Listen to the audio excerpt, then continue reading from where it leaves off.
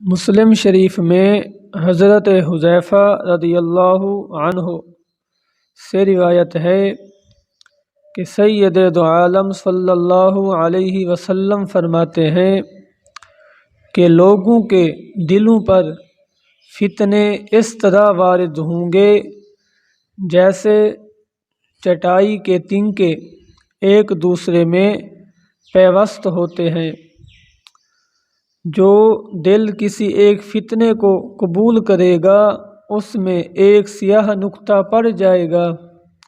آگے آپ نے فرمایا اور جو دل اس فتنے کا انکار کر دے گا اس میں ایک سفید نقطہ پڑ جائے گا۔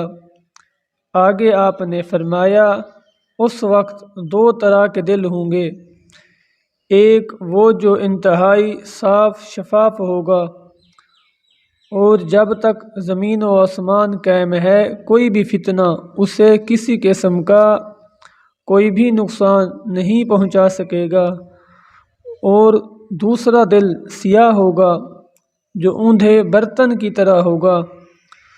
وہ آدمی کوئی اچھا کام نہیں کرے گا، کسی بھی برائی سے باز نہیں رہے گا، صرف اپنی خواہش نفس کی پیروی کرے گا۔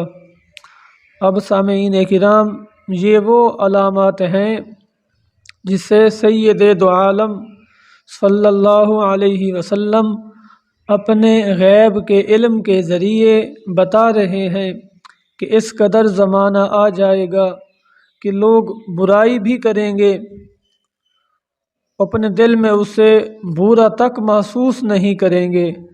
دعا ہے اللہ تعالی ہمیں ہر برائی سے بچنے کی توفیق عطا فرمائے۔